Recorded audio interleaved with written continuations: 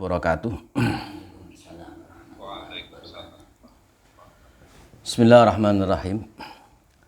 Alhamdulillahilladzi a'zama ala ibadihil minnah bima dafa'a anhum kaita syaitani wa fannah wa radda amalahu wa khayyaba dhannah idh ja'ala as-sawma hisnan li awliyaihi wa junnah. Assalatu wassalamul atammanil akmalani ala khairi khalqillah Sayyidina wa maulana Muhammad ibn Abdillah wa ala alihi wa ashabihi dhawil absarith thaqibah wal uqulil murajjahah wa alaina wa man tabi'ahum bi ihsanin ila yaumil qiyamah wa ba'dah. Yang senantiasa kami hormati sahabat-sahabat Ansor, mulai dari Ketua PAC Gerakan Pemuda Ansor Kecamatan Jati, kemudian jajaran pengurus Gerakan Pemuda Ansor Ranting Pasuruan Kidul ya, dan tidak lupa pada semua para sahabat yang ikut dalam kajian seputar puasa pada malam hari ini, yang senantiasa kita doakan semoga dirahmati oleh Allah Subhanahu wa taala. Yang paling utama dan yang paling pertama, tidak lupa, ini harus senantiasa kita memuji syukur kehadirat Allah Subhanahu wa taala, yang mana sampai saat ini Allah tidak bosan-bosannya memberikan limpahan nikmat kepada kita semua. Salawat serta salam juga tidak lupa kita haturkan kepada Nabi kita, Nabi Agung Nabi Muhammad SAW.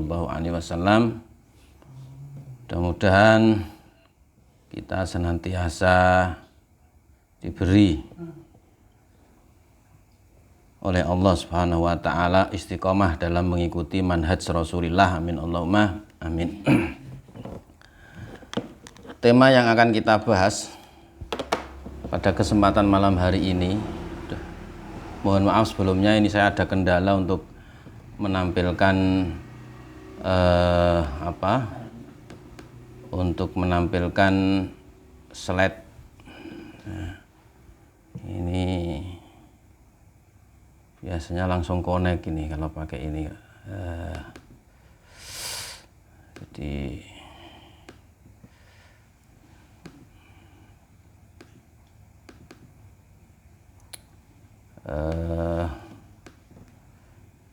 ini udah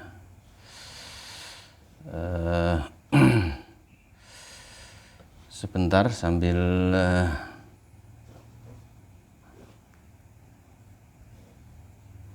jadi begini, sebelum kita share screen, Gus.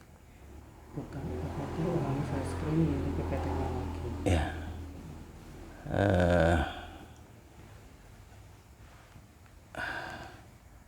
Ya ini saya. Ya, jadi mohon maaf atas. Nah, ini dah.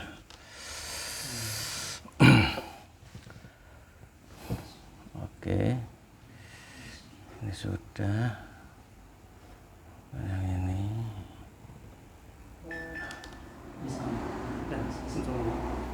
Oke.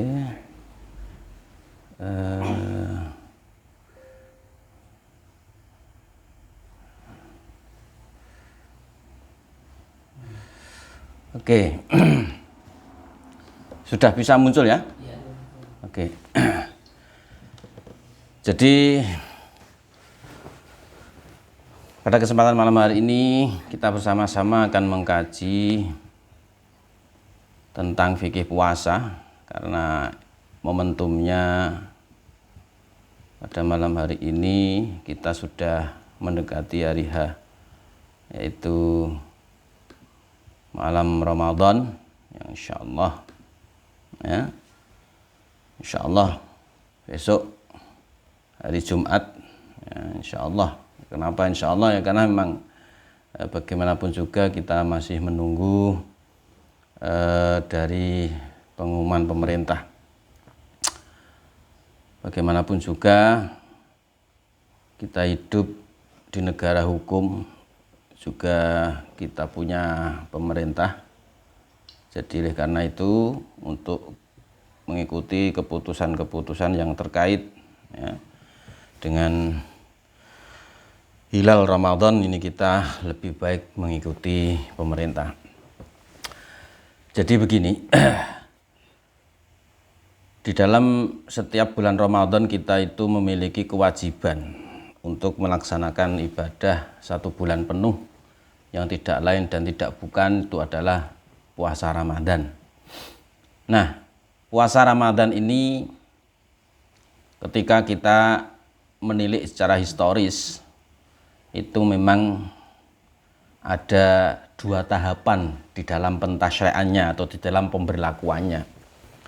Jadi dulu itu puasa Ramadan ini disyariatkan oleh Allah, ini bersifat opsional. Bersifat opsional ini artinya bahwa dulunya puasa Ramadan itu tidak menjadi sebuah kewajiban. Ya, puasa Ramadan ini. Makanya di dalam ayat surat Al-Baqarah 184 itu banyak sekali mufasir yang mengatakan wa 'alal ladzina yutiqunahu fidyatun ta'amu miskin. Dan barang siapa yang mampu tapi dia tidak berpuasa, maka dia boleh membayar fidyah. Ya, akan tetapi ayat ini kemudian dinasakh, dihapus oleh ayat yang setelahnya, faman syahida minkumus syahra falyasum. Baru kemudian puasa wajib ini sudah tidak lagi bersifat opsional, tapi puasa Ramadan ini sudah menjadi tegas dan wajib. Nah, di samping kemudian ayat kutiba alaikumus syamu kama kutiba alal ladzina min qablikum la'allakum tattaqun. Ya. Jadi dalil kewajiban untuk melaksanakan puasa Ramadan itu adalah kutiba alaikumus syamu kama kutiba alal ladzina min qablikum la'allakum tattaqun. Lalu kemudian setelah itu ada ayat ayyamam ma'dudat. Faman kana minkum maridun aw ala safarin fa'iddatum min ayyamin ukhra wa 'alal ladzina yutiqunahu. Nah, itu yang menunjukkan bahwa dulunya puasa Ramadan itu bersifat opsional. Lalu kemudian ayat yang setelahnya faman syahida minkumus syahra falyasum. Nah, ini ya. Itu sejarah pemberlakuan puasa Ramadan. Nah, lalu kemudian Allah ketika mewajibkan kita berpuasa di bulan Ramadan, ini tentunya tidak lain dan tidak bukan adalah dalam rangka untuk memberikan kemaslahatan bagi semua hambanya. Ya, karena kenapa harus di bulan Ramadan? Ya, karena bulan Ramadan itu terdapat malam 1000 bulan. Ya, malam yang lebih utama daripada 1000 bulan. Makanya di sini Allah memberikan anugerah yang sangat luar biasa bagi hambanya, diberi kesempatan yang sebesar-besarnya untuk bisa meraih ya, kebaikan-kebaikan yang di situ pahalanya dilipat gandakan. Ya. Kenapa harus dengan puasa? Nah, begitu kan pertanyaannya. Kenapa harus dengan puasa? Karena begini, di dalam sebuah hadis riwayat Imam Bukhari Muslim, baginda Nabi Muhammad SAW itu pernah bersabda, inna syaitana yajri min ibni Adam majra ad-dam. Jadi syaitan itu ketika menggoda manusia masuk dalam diri manusia itu melalui aliran darah. Fadayyiku majariyas syaiton bilju, maka persempitlah jalan-jalan syaitan itu dengan melakukan lapar atau puasa. Ya, jadi makanya di sini kalau setan itu sudah merasuk ke dalam tubuh kita, itu merasuknya itu ya majrad dam, melalui aliran darah. Maka di sini ya Allah melalui baginda Nabi Muhammad SAW kemudian memerintahkan agar supaya kita ini mau mempersempit aliran-aliran yang nanti akan dimasuki oleh syaitan. Dengan cara apa? Dengan cara dengan berlapar-lapar ria atau dengan berpuasa. Maka disinilah kemudian ya, kita bisa menggarisbawahi kenapa Allah memberi kesempatan 1 bulan yang di dalamnya ada Lailatul Qadar khairun min alfi syahr, lebih baik daripada 1000 bulan, dengan cara berpuasa. Ya karena dengan cara berpuasa inilah ya sebetulnya kita ini bisa menutup pintu masuknya setan ke dalam diri kita. Nah, lalu kemudian ketika kita ditanya, kok masih ada saja sih ketika di bulan Ramadan kita masih menemukan kemaksiatan-kemaksiatan, kita masih menemukan kemungkaran-kemungkaran. Siapa yang salah? Syariatnya salah? Atau orangnya yang salah? Atau siapa yang salah? Karena tadi dikatakan bahwa ketika di dalam bulan Ramadan kita disyariatkan puasa ini adalah dalam rangka untuk menutup pintu-pintu masuknya setan ke dalam raga kita, ke dalam jiwa kita. Nah, ini makanya di sini terus kemudian kita perlu mengoreksi diri. Ya, perlu mengoreksi diri. Ketika kita sudah berpuasa, kok masih saja ada sifat-sifat kesetanan yang masuk ke dalam diri kita? Ini berarti kita harus introspeksi bagaimana puasa kita. Nah, ini ya. Jadi bagaimana puasa kita. Jadi kita tidak menyalahkan aturannya Allah, syariatnya Allah, tidak. Tapi kita justru harus melihat diri kita sendiri, introspeksi kepada diri kita sendiri, sudah benar atau belum puasa yang kita lakukan. Nah, oleh karena itu di sini perlu kita bahas fikih puasa agar supaya kita betul-betul bisa mendapatkan puasa yang berkualitas sehingga puasa kita ini memang bisa betul-betul menutup pintu-pintu setan agar supaya dia tidak bisa masuk dan merasuk kepada raga dan jiwa kita. Nah, sebelum kita masuk ke dalam materi itu fikih puasa, ada lagi satu yang perlu kami sampaikan. Bahwasanya ibadah puasa ini adalah sebuah ibadah yang unik. Kenapa unik?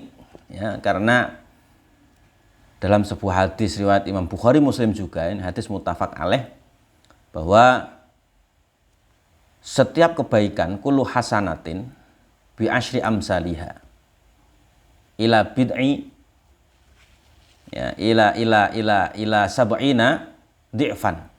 Al hasanatu bi asyri amsaliha ila sab'i mi'ati di'fin. Kebaikan itu ketika kita lakukan, maka kita berpotensi untuk memperoleh pahala yang dilipat gandakan 10 kali. Ila sauma, kecuali puasa. Fa innahu li wa ana adzibihi, kecuali puasa. Nah, puasa ini hak prerogatif saya, Allah yang akan membalas orang-orang yang berpuasa. Nah, ini kenapa sampai seperti itu? Allah di dalam sebuah hadis qudsi ya mengatakan wa ana adzibihi. Jadi kan tadi ada kaidah yang mengatakan bahwa setiap kebaikan yang kita lakukan itu bisa berpotensi untuk memperoleh pahala yang dilipat gandakan sebanyak 10. Dan juga bisa berpotensi sampai ila sab'ina di'fan. Berpotensi bisa dilipat gandakan sebanyak 70 kali.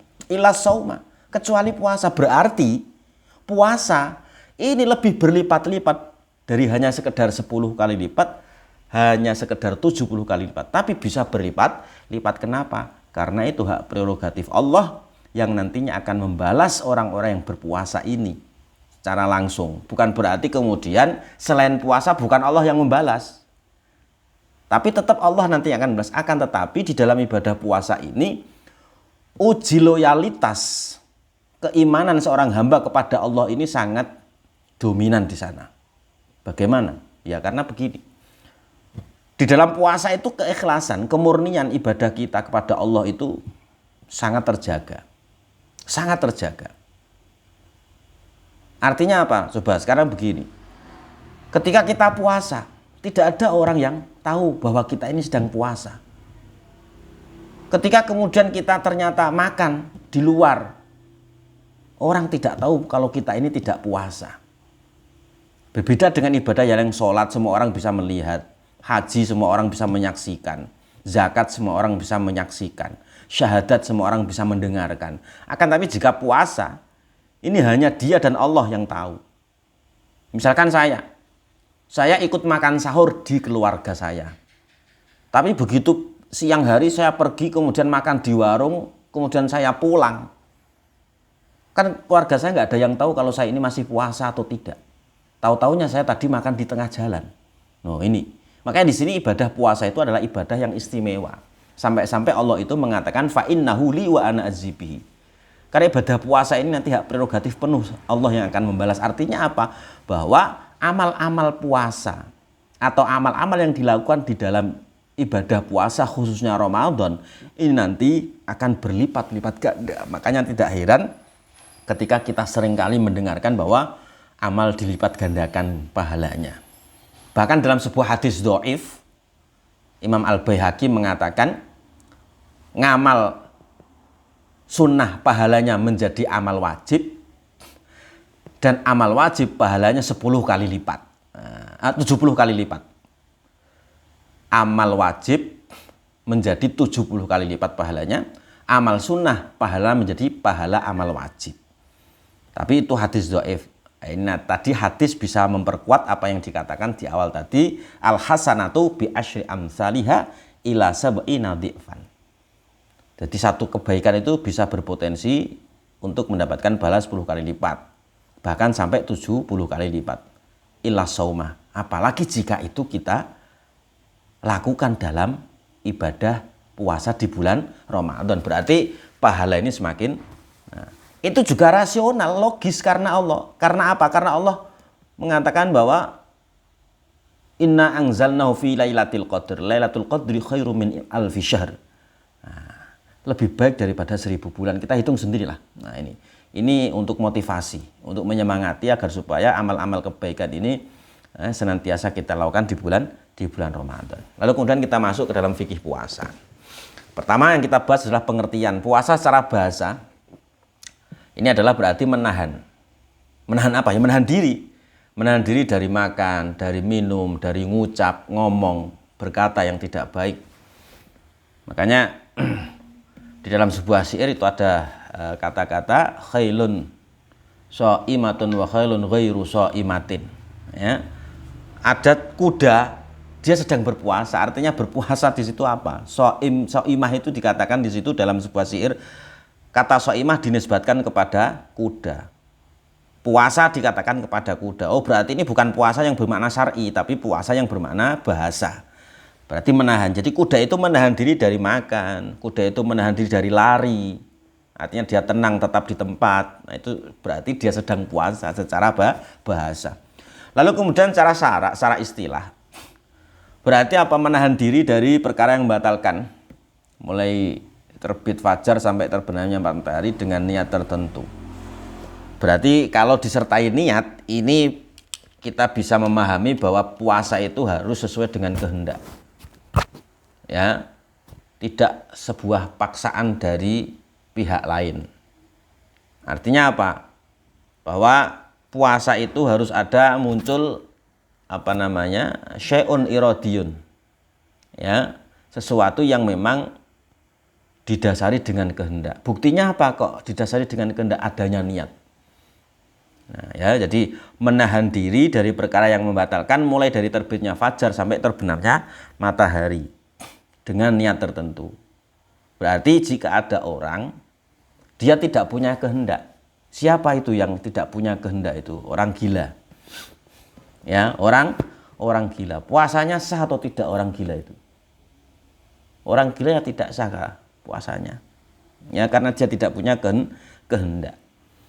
Ya, bahkan nanti ada dibahas ya, orang kalau gila itu batal puasanya. Meskipun gilanya hanya sebentar. Ya, jadi makanya di sini harus disertai dengan kehendak. Buktinya apa? Harus ada niat. Dan niatnya nanti ada redaksi tertentu. Lalu kemudian dasar wajib puasa kita tahu semua bahwa dalam surat Al-Baqarah ayat 183 ya. Dalam surat Al-Baqarah ayat 183, ya ayyuhalladzina amanu kutiba alaikumusyamu kama kutiba alal ladzina min qablikum la'allakum tattaqun ayyama ma'dudat. Wahai orang-orang yang beriman, diwajibkan atas kalian berpuasa sebagaimana diwajibkan atas orang-orang sebelum kalian agar supaya kalian bertakwa. Ini putus apa? Ininya apa? Slide-nya. Apa kebanyakan ini sebentar.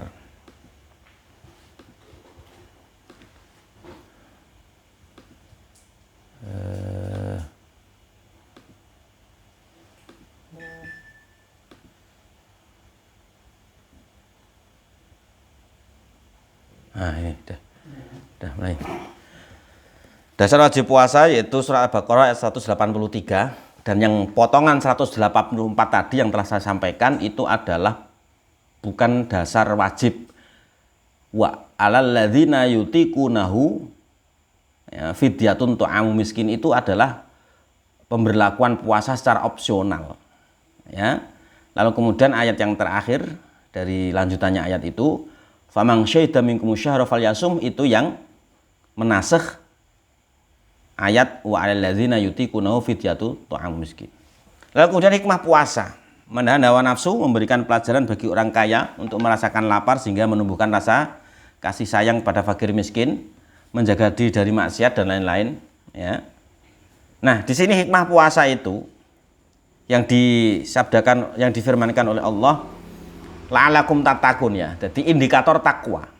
Indikator takwa itu di situ Allah membuat banyak sekali indikator bagi sebuah ketakwaan. Di antaranya adalah puasa. Jadi puasa ini termasuk indikator ketakwaan.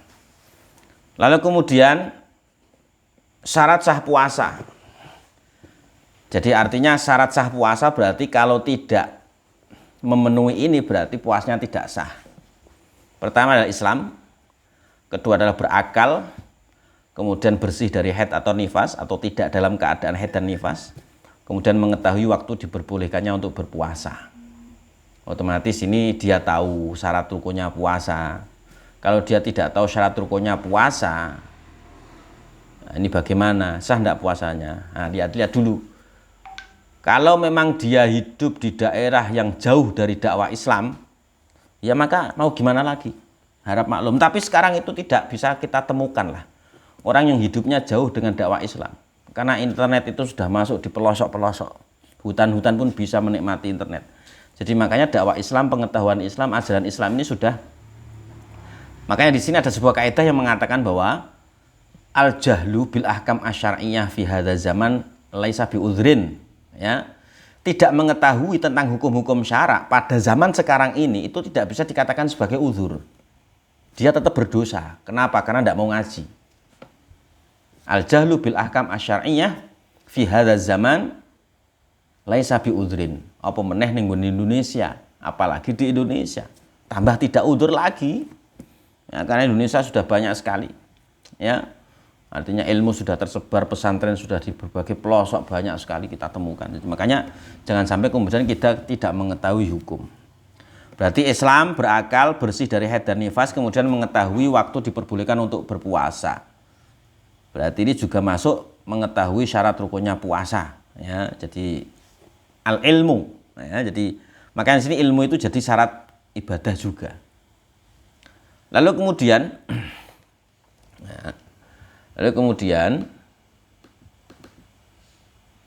kita lanjutkan. Nah, ini macet lagi. Syarat wajib puasa sekarang. Syarat wajib puasa. Tadi syarat sah, sekarang syarat wajib. Syarat wajib puasa yang pertama adalah Islam. Ya. Lalu kemudian mukallaf. Islam, ini satu. Kemudian yang kedua adalah mukallaf. Lalu kemudian yang ketiga mampu mengerjakan puasa. Ini syarat wajib, ya, syarat wajibnya.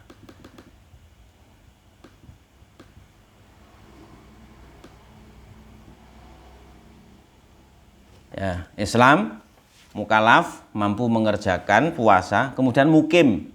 Mukim ini artinya dia tidak dalam keadaan bepergian.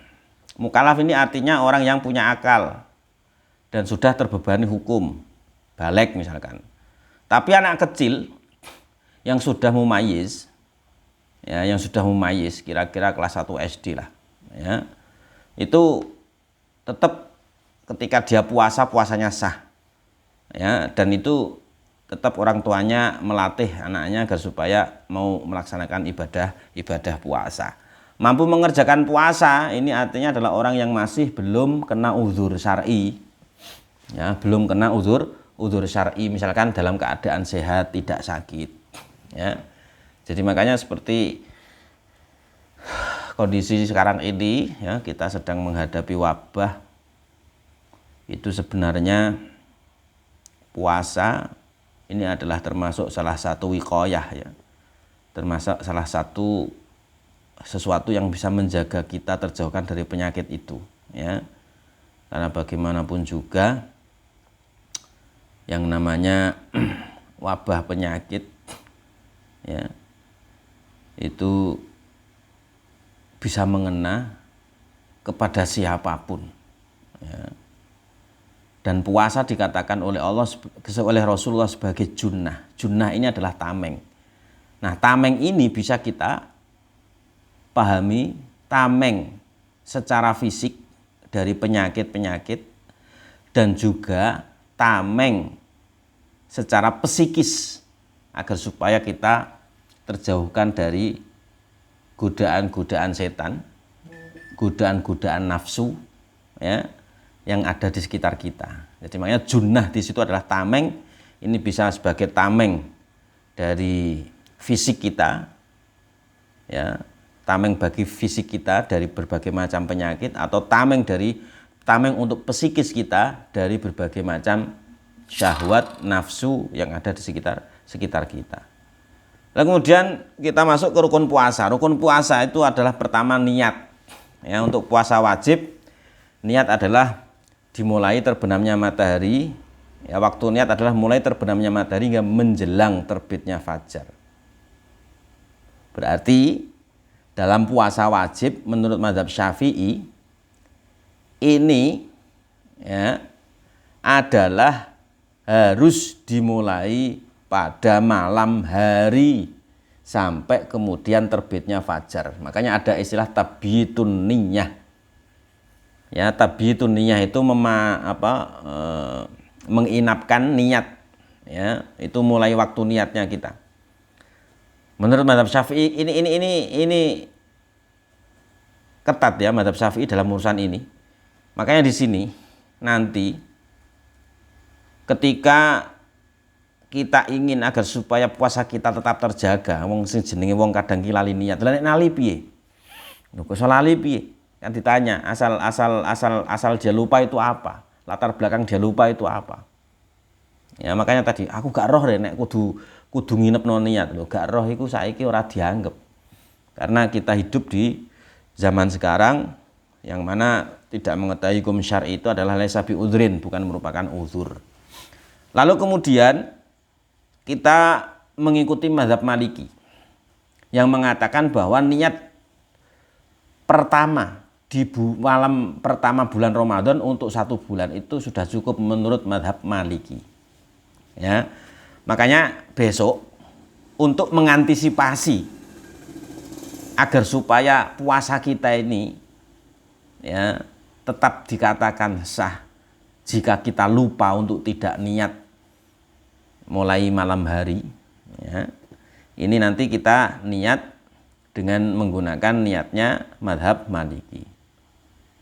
Nawaitu, ya, sauma Ramadhana, ya, iqtidaan bimadhabil Maliki lillahi ta'ala. Saya niat berpuasa sebulan penuh di bulan Ramadan mengikuti mazhab Maliki yang difardukan oleh Allah puasa tadi.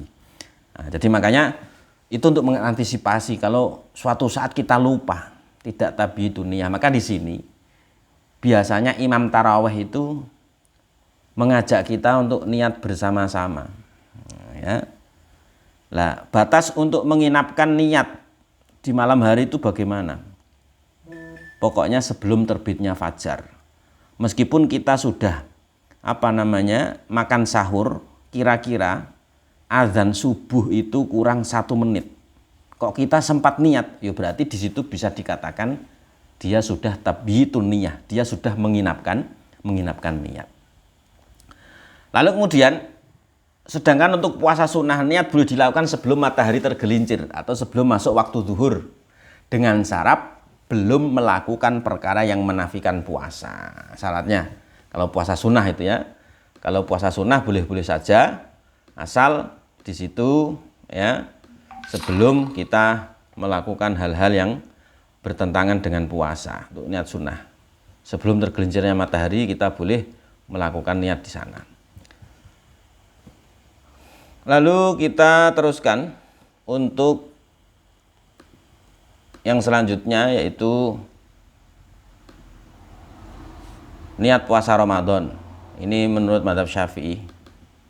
Ini redaksi yang benar ya. Ini macet lagi. Nah.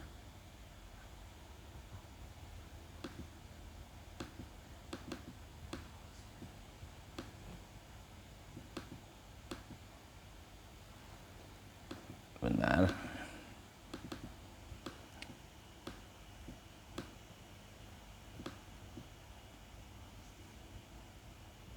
Sering macet ya.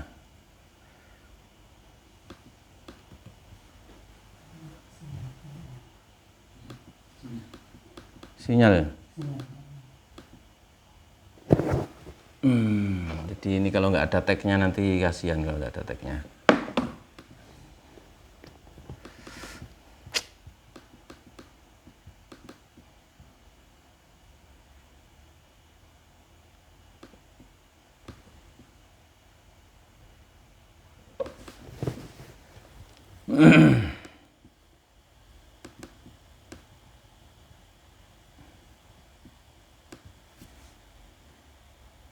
Ya Allah.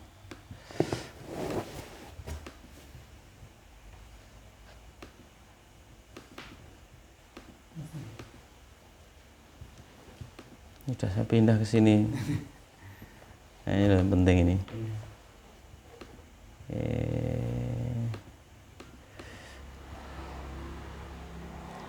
Atau sebentar ini saya ganti biar enggak.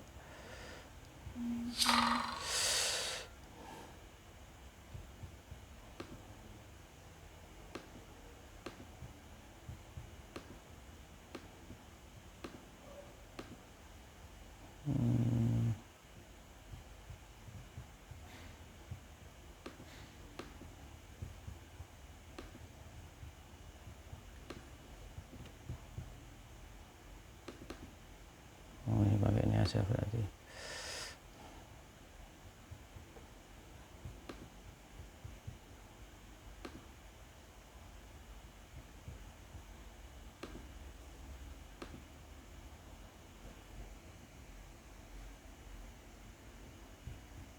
Wah, warna ditutup malah gelem.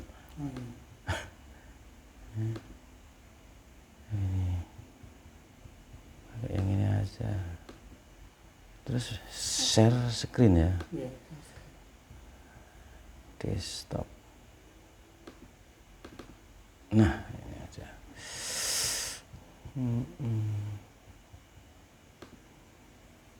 Nah. Tinggal ya, tinggal. Dia sinyalnya betul Pak. Saya ini.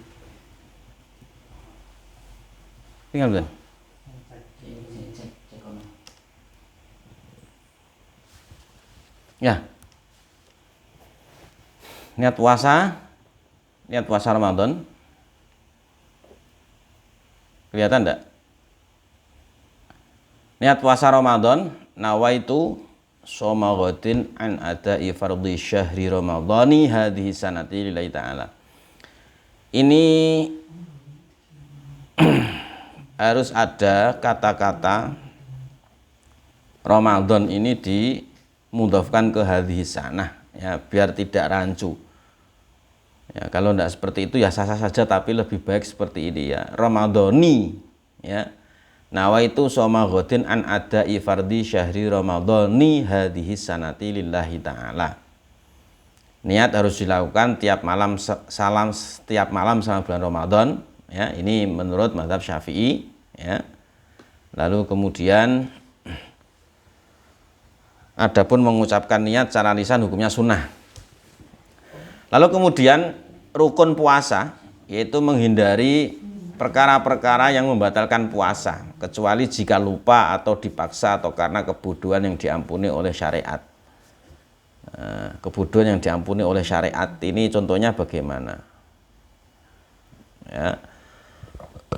Kebodohan yang diampuni oleh syariat itu contohnya orang yang baru masuk Islam. Hadisu ahdin bil Islam, orang yang baru saja masuk Islam, ya. Orang yang baru saja masuk Islam, dia belum belajar banyak, dia puasa. Ketika puasa, dia melakukan hal-hal yang membatalkan puasa, ya. Misalkan memasukkan sesuatu ke dalam telinga, katembet itu ketika habis mandi misalkan dia memasukkan sesuatu ke dalam telinga. Itu kan harusnya bisa membatalkan puasa, tapi dia ditanya, "Oh, masa iya batal?" "Iya, saya tidak tahu." "Oh, tidak masalah berarti karena tidak tahu." Tapi ketidaktahuan ini diampuni oleh syariat. Jahil ma'zur, ya. Karena dia masih saja baru saja masuk Islam. Itu harap maklum. Lalu kemudian hal yang membatalkan puasa. Yang pertama, masuknya benda padat atau cair ke dalam tubuh melalui rongga yang terbuka. Rongga yang terbuka itu manfaz maftuh. Apa contohnya? Mulut, hidung, telinga, kemaluan. Ya, kemaluan ini wanita, ya. Wong lanang kaya tangeh lamun iso mlebu. Tapi terus kemudian dengan sengaja, ya, mengetahui keharamannya dan atas kehendak sendiri. Sengaja selulup di kali misalkan atau di kolam renang misalkan, sambil sengaja kentut di dalam. Lah kalau kentut itu bisa memasukkan air melalui dubur, itu nanti akan bisa membatalkan puasa. Wanita juga itu misalkan, mohon maaf ini perlu diketahui juga, wanita itu kalau misalkan cebok itu juga harus diperhatikan. Jangan sampai ketika cebok itu tangannya terlalu masuk, ya. Kalau terlalu masuk nanti dikhawatirkan bisa membatalkan puasa. Lalu kemudian keluar dari Islam atau murtad, ini bisa membatalkan puasa. Lalu kemudian gila, gila meskipun hanya sebentar itu bisa membatalkan puasa. Jadi misalkan ada orang itu gilanya itu umat-umatan, ya, kumat-kumatan, sedino edan, sedino ora, edane kadang mau sak jam 2 jam bariku waras nih misalkan. Kalau gila, ya, itu bisa membatalkan puasa meskipun sebentar. Pingsan bisa membatalkan puasa, tapi syaratnya kalau memang pingsannya sehari penuh. Kalau tidak sehari penuh, maka tidak bisa membatalkan puasa. Artinya apa? Jika misalkan ada orang pingsan di waktu zuhur misalkan 3 jam, tapi terus kemudian dia bangun kok ingin puasa lagi, maka monggo, tidak masalah, karena tidak batal puasanya. Begitu juga, ya, orang yang mabuk. Orang yang mabuk ini dikatakan batal puasanya, ya, dikatakan batal puasanya. Ini kalau memang mabuknya sehari penuh. Contoh prakteknya bagaimana? Misalkan ada orang ketika sahur dia minum minuman keras, ya, lalu kemudian dia cuci mulut, setelah itu lalu kemudian azan subuh, lalu kemudian dia mabuknya itu jam 9 misalkan, baru terasa mabuk dia. Kalau mabuknya hanya sebentar, maka, ya, kalau mabuknya hanya sebentar maka tidak membatalkan puasa, maka dia nanti harus melanjutkan puasanya. Tapi kalau mabuknya sehari penuh maka batal puasanya. Jika batal puasanya maka nanti dia mengqadha. Ya, ini.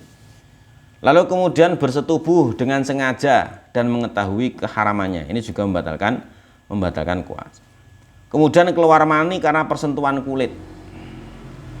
Berbicara persentuhan kulit ini, ya, ini berarti ada dua belah pihak, baik itu laki-laki maupun perempuan atau sesama jenis.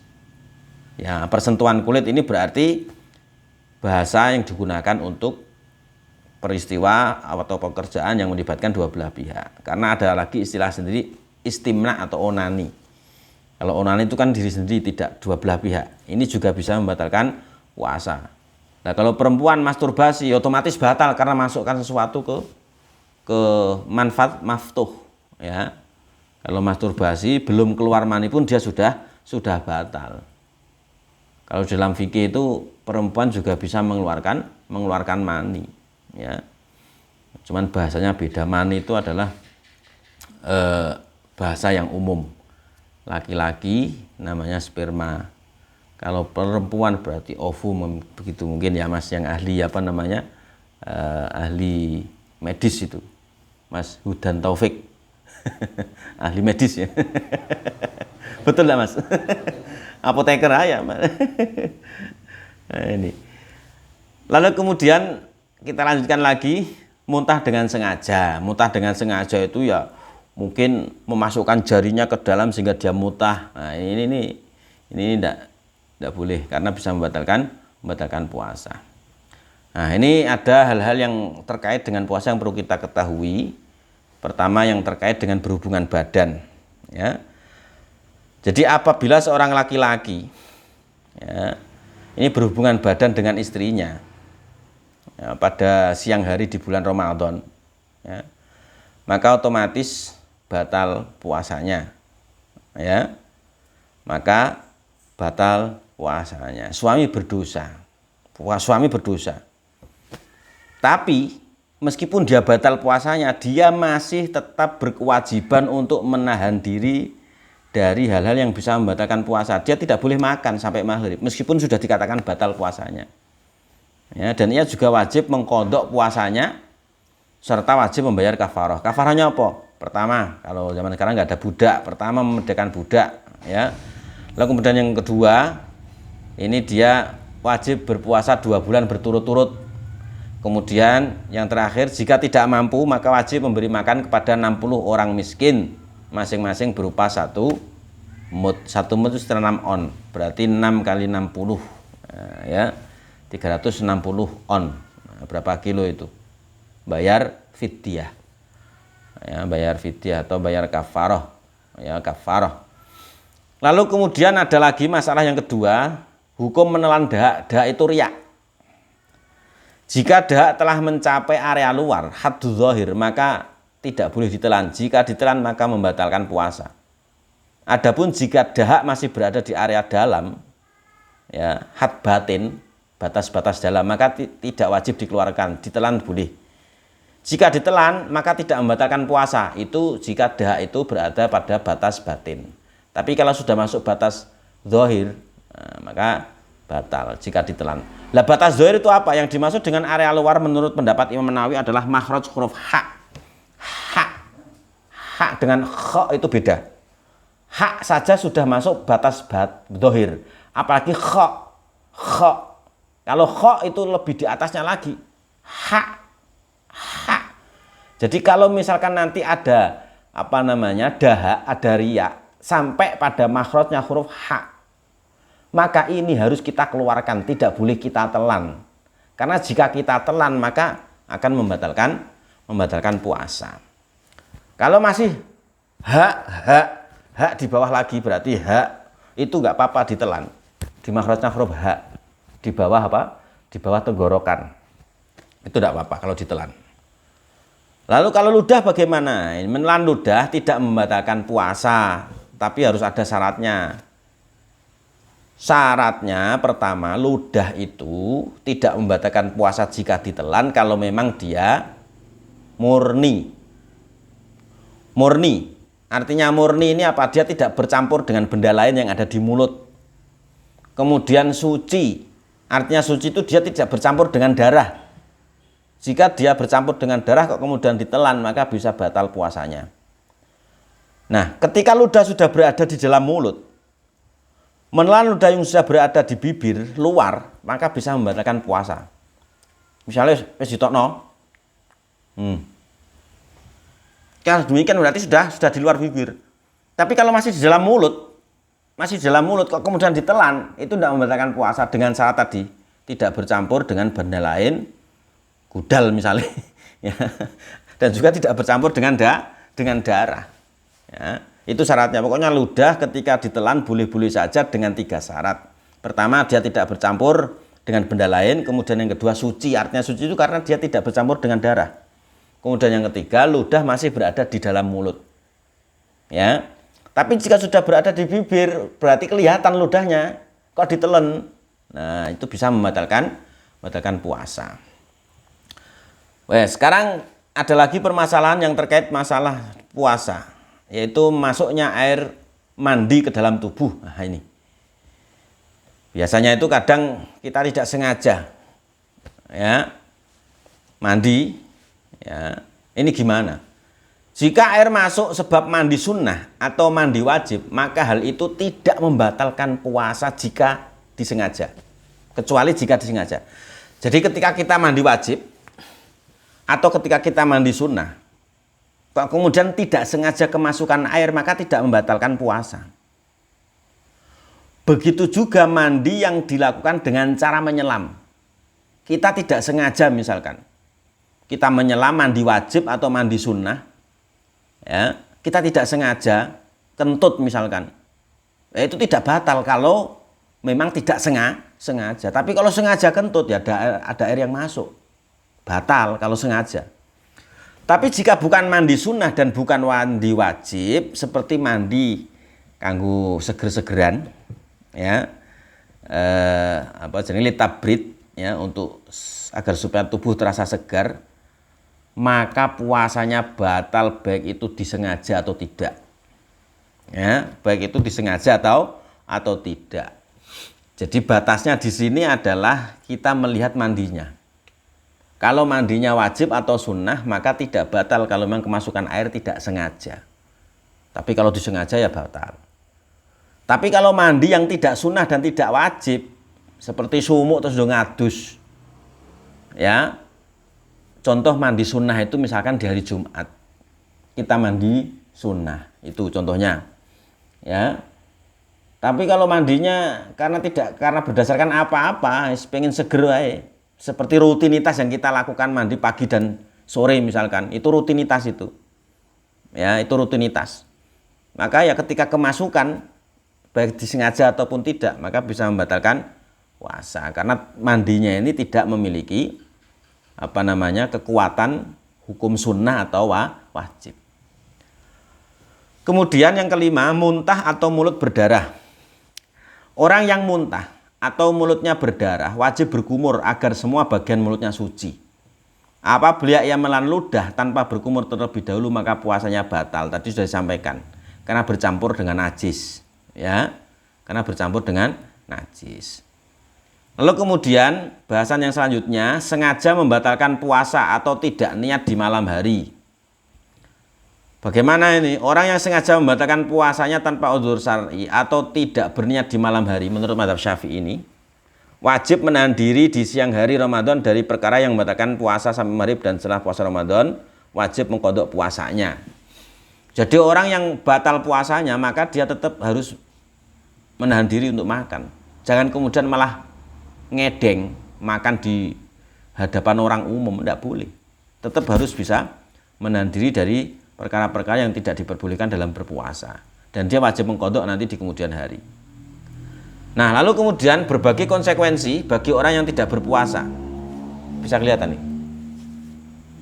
Berbagai konsekuensi bagi orang yang tidak berpuasa atau membatalkan puasa Ramadan. Jadi ketika orang yang tidak berpuasa atau membatalkan puasa Ramadan, maka ada 4 konsekuensi nanti, ya. Pertama, wajib qadha dan membayar denda, membayar fidyah, ya. Jika bagaimana? Jika tidak berpuasa demi orang lain, seperti perempuan hamil atau menyusui yang tidak berpuasa karena mengkhawatirkan kondisi janin atau bayinya saja, ya, berarti dia wajib mengqadha sekaligus bayar denda, bayar fidyah. Lalu kemudian yang kedua, jika mengakhirkan qadha puasanya hingga datang Ramadan berikutnya tanpa ada uzur. Ya. Jadi misalkan saya punya tanggungan hutang di puasa tahun kemarin.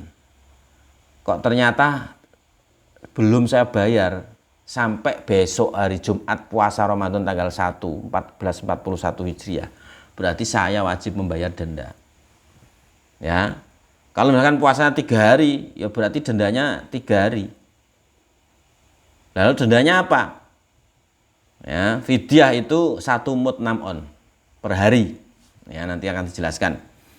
Lalu kemudian yang kedua, konsekuensi wajib qadha tanpa denda, yaitu bagi orang yang tidak berniat puasa di malam hari. Nek sampean misalnya sok lali poso, maka wajib qadha tapi ora usah bayar denda. Ya, lali ya, tapi tadi sudah kita siasati mengikuti mazhab Maliki.